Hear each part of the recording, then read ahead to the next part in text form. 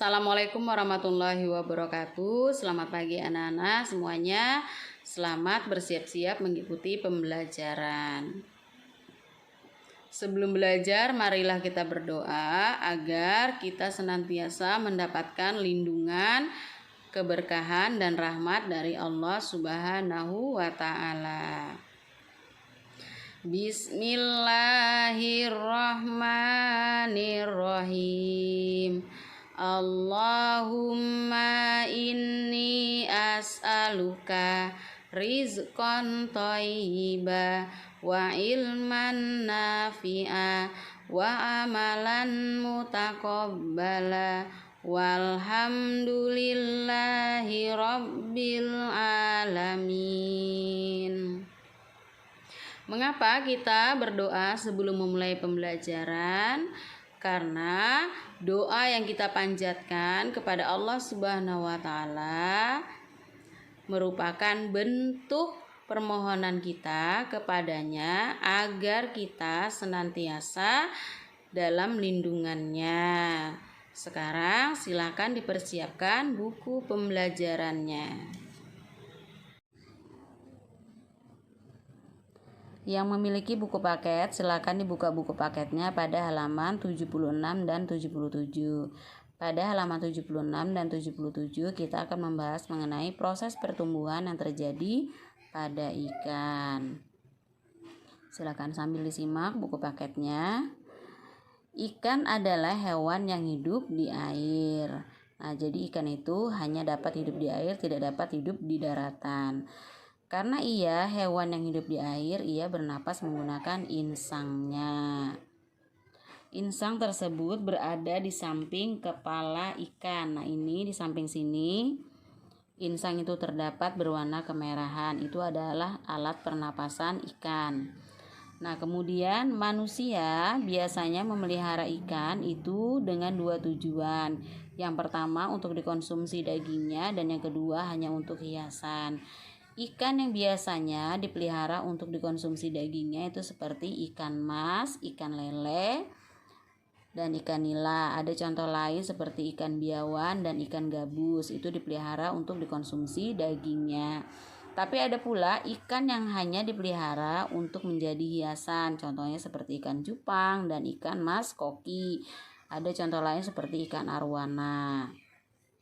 Bukan berarti ikan-ikan tersebut tidak dapat dimakan, hanya saja mereka memelihara untuk dijadikan hiasan di rumah, diletakkan di akuarium.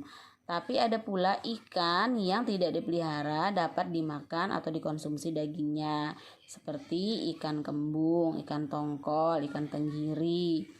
Nah, itu adalah contoh ikan yang tidak dipelihara. Ikan-ikan tersebut berada di air bebas atau di laut. Nah, tapi dapat dikonsumsi pula. Nah, ikan ini merupakan hewan yang berkembang biak dengan cara bertelur. Jadi, proses pertumbuhan ikan itu dimulai dari telur, kemudian telur ini menetas jadi larva atau ikan kecil, lalu larva ini tumbuh menjadi ikan muda, dan ikan muda ini tumbuh menjadi ikan dewasa. Nah, telur itu dihasilkan oleh ikan dewasa. Jadi prosesnya dari telur ke larva atau ikan kecil, kemudian ke ikan muda, lalu menjadi ikan dewasa. Selanjutnya kita akan membahas mengenai proses pertumbuhan yang terjadi pada katak. Bisa dilihat pada buku paket di halaman 81. Nah, katak adalah hewan yang dapat hidup di darat dan di air. Artinya katak ini mampu hidup di daratan dan di air. Proses pertumbuhan katak itu sama seperti ikan, dimulai dari telur. Nah, ia berkembang biak dengan cara bertelur. Kemudian telur itu menetas menjadi berudu atau kecebong. Nah, lalu kecebong ini tumbuh menjadi berudu berkaki, kakinya ada dua di sampingnya ya, baru dua tumbuh kakinya. Nah, saat masa mereka menjadi berudu atau kecebong, itu mereka bernapas menggunakan insangnya. Lalu ketika ia sudah menjadi berudu berkaki, ia menjadi katak berekor. Pada katak berekor ini kakinya sudah 4 ya, keadaan tubuhnya sudah mulai menjadi kuat. Lalu lama-kelamaan ekornya hilang, kemudian kulitnya tumbuh sisik. Nah, jadilah ia katak dewasa. Nah, saat menjadi katak dewasa, katak itu mampu hidup di darat dan di air. Katak dewasa itu bernapas menggunakan paru-paru dan kulitnya. Tapi mereka tidak dapat bertahan lama di daratan, kulit mereka akan mengering. Nah, mereka lebih tahan lama hidup di air ketimbang di darat. Nah, demikianlah sedikit penjelasan mengenai proses pertumbuhan ikan dan katak pada pembelajaran 3 dan 4. Sekarang silakan dibuka buku paketnya pada halaman 84. Muatan pelajaran PKN yang akan dibahas pada halaman 84 itu adalah mengenai menghargai pendapat orang lain. Pada teks bacaan bisa dilihat Made lupa membawa buku tugas yang diperintahkan oleh guru di sekolah. Kemudian Tony menyarankan kepada Made agar mempersiapkan buku pelajaran di malam hari supaya ketika pagi hari akan berangkat ke sekolah tidak terburu-buru dan tidak ada yang tertinggal. Kemudian sebelum berangkat ke sekolah sebaiknya memeriksa ulang buku yang akan dibawa apakah sudah sesuai dengan jadwal pada hari tersebut.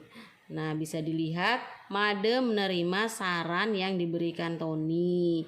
Jadi kalian jika mengalami kesulitan lalu teman kalian memberi saran kepada kalian, kalian harus mendengarkan dan mempertimbangkan saran tersebut. Jika saran tersebut baik, maka tidak ada salahnya kita untuk mengikuti saran tersebut. Nah, memberikan saran kepada teman merupakan bentuk rasa kepedulian kita dan rasa kasih sayang kita terhadap teman ya, dan ini merupakan bagian dari pengamalan sila kedua Pancasila. Dan sebelum kita memberi saran kepada teman, sebaiknya kita menggunakan bahasa yang baik, tidak boleh dengan bahasa yang kasar.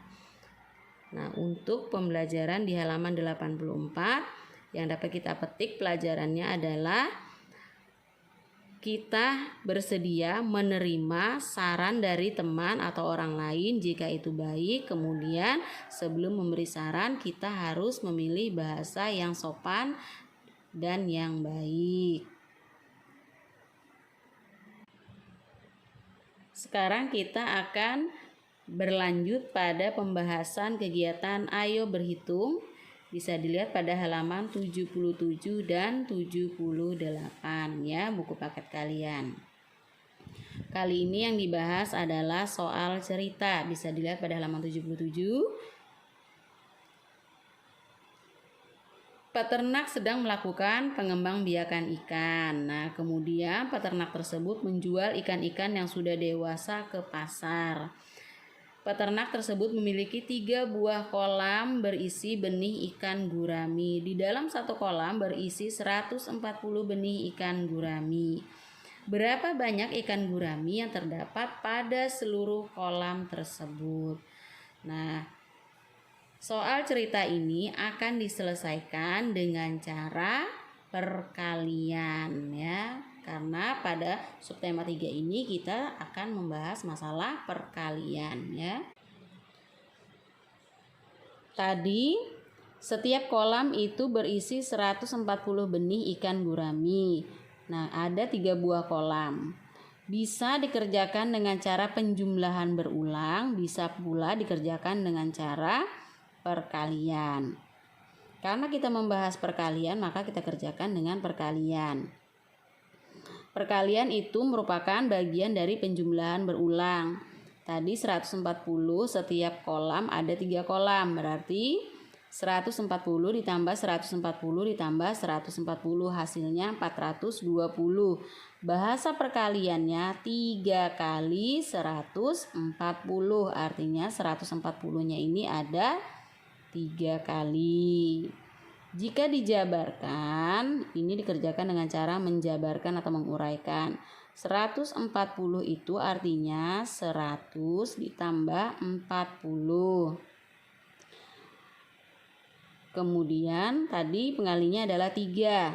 3 dikali 100 sama dengan 300. Kemudian 3 dikali 40. Tinggal dipindahkan nolnya. 3 dikali 4, 12. Hasilnya 120. Kemudian digaris dan dijumlahkan. Di sini 0, 2, di sini 4. Hasilnya 420. Nah, di bawah ini ada contoh lagi 2 tapi tidak ada penyelesaiannya, akan dikerjakan dengan cara seperti yang di atas. A 4 kali 130. Kita jabarkan. 130 itu artinya 100 ditambah 30. Baru kita kali. 4 kali 100. 4 kali 30. Di sini sama dengan, kalau satuan dikali dengan ratusan itu sangat mudah. Nolnya tinggal dipindah, 2 di belakang, 4 dikali 1 itu 4. Kemudian nolnya kita taruh di belakang. 4 dikali 3 itu 12. Baru digaris, beri tanda tambah. Ini tadi di atas lupa ibu tanda tambah ya. 0 ditambah 0 itu 0. 0 ditambah 2 tetap 2. 4 ditambah 1 hasilnya 5. Hasilnya adalah 4 kali 130, hasilnya adalah 520. Yang B 5 dikali 150. Kita jabarkan. 150 itu artinya 100 ditambah 50. Kemudian 5 dikali 100 itu sama dengan 500. 5 dikali 50 itu sama dengan, ini nolnya, 5 dikali 5 itu 25, 250. Baru ditambah. 0 ditambah 0, 0. 0 ditambah 5, 5. 5 ditambah 2 hasilnya 7. Hasilnya adalah 750.